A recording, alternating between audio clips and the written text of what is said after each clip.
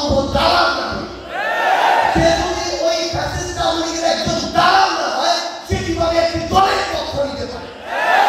সে তো এই civil servant হিসেবে জনগণের পক্ষ নিবে, সে সিভিল সার্ভেন্ট হিসেবে দেশের পক্ষ নিবে, সে কিভাবে একটি দলের পক্ষ নেয়? এমন দালালদেরকে এই দেশের সিভিল সার্ভিস থেকে খুঁজে বের করে বরখাস্ত করে শাস্তির আওতায় আনতে হবে। এই দেশ কি কোনো দালালদের জন্য? জনগণের ট্যাক্সের টাকা তাদের বেতন হাতি দালালি করার জন্য?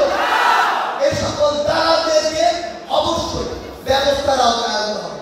আমাদের জায়গা থেকে আপনাদের উদ্দেশ্যে স্পষ্ট বার্তা, যে কোনো জায়গায় যদি অন্যায় দেখেন, লিগাল যে ওয়ে রয়েছে, সেই ওয়েতে আইনগত প্রক্রিয়া আমাদের নির্দিষ্ট জায়গাটিতে যেতে হবে।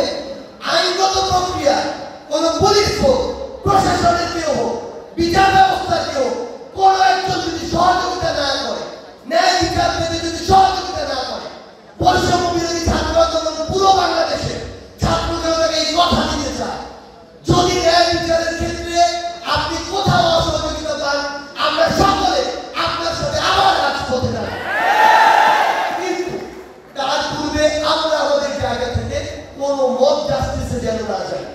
আমরা যদি ন্যায় বিচার প্রতিষ্ঠা করতে চাই, তাহলে ন্যায় বিচার প্রতিষ্ঠা হওয়ার যে আইনগত প্রক্রিয়া, সেই প্রক্রিয়ার চর্চা আমাদের জায়গা থেকে শুরু হতে হবে। শুধু অন্তর্বর্তীকালীন সরকার নয়, শুধু এই বৈষম্য বিরোধী ছাত্র আন্দোলন প্ল্যাটফর্ম নয়, শুধু অন্যান্য কোনো রাজনৈতিক দল নয়, বরং নিজেদেরও গঠনমূলক সমালোচনা করার, শোনার, ভাবার মানসিকতা তৈরি করতে হবে। আমরা যদি নিজেরা ঐক্যবদ্ধ না থাকতে পারি, একটা জিনিস মনে রাখবেন, ঐক্যবদ্ধ থাকা মানে এমন নয় যে আমি একজনের বিপক্ষে গঠনমূলক সমালোচনা করতে পারবো না।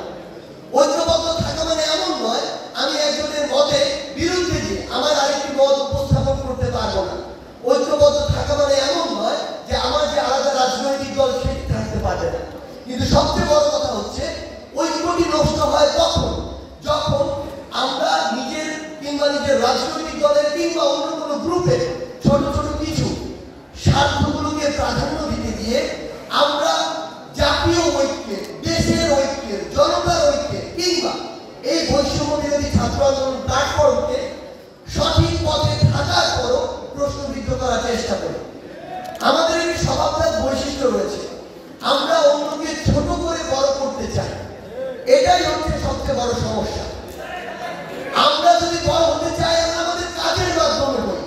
যে যে অবস্থায় রয়েছে তাকে অতিক্রম করবো আমরা আমাদের ভালো কাজের মাধ্যমে। আগামী বাংলাদেশে আমরা এমন একটি বাংলাদেশ চাই